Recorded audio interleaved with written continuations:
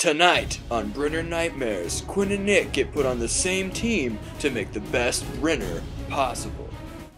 Jeff gave us a challenge of team cooking Brinner this evening, and it proved to be a lot of hard work. Gave us the challenge to make Brinner this evening for our guests. I knew it was going to be different than what we usually do, but I did know that I'd be able to put my baking skills to the test, and I was excited to see where it would take me. Volunteered to take the waffles because I knew that would be the hardest part, and I wanted Quinn to focus on the bacon, but even then I was pretty worried. Things were heating up in the kitchen, and so was the pan. Get that bacon going! I'm on it! I have to admit, when Chef put Nick and I together, I was a little concerned.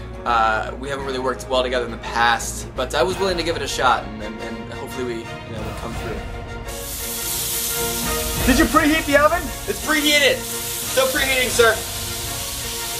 Yes, Chef. Smoothies were ready, but the oven still had to be preheated to 425 if the tater tots were going to be cooked on time. You need to get those smoothies in the fridge on time. What the fuck? Smoothies in the fridge, I'm on it, okay? I'm sorry! While working with Quinn, I hate that son of a bitch. Bacon's about good, how are those waffles, Nick?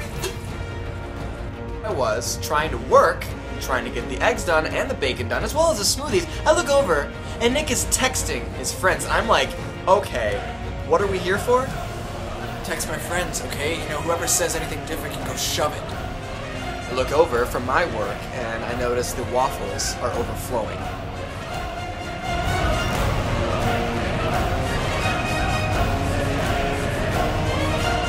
About the waffles? I had it under control. Nick knew he had to get the waffles under control. He added it to the heat factor and sealed it. Time for waffle 3. Waffles is stressful. I mean, no one asked him about what he was doing with the bacon. It was time to throw on the eggs, the last piece of the puzzle.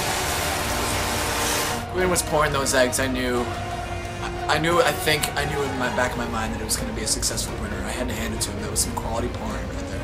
What are you doing? Get over there! Turn that off!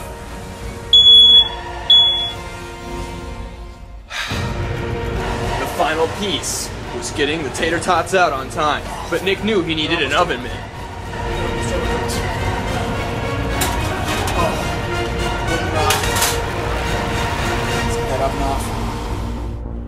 Through the adversity, the Brinner was complete. All that was left was to set the mood. Say, we really pulled together, and it was a successful Brinner, and those smoothies probably were my favorite. I wasn't a big fan of the smoothies, but overall I think we pulled together. I don't anticipate working with Quinn again in the future, but it was a success, I will say, kind of. Nick and Quinn were able to put aside their differences to make a successful Brinner.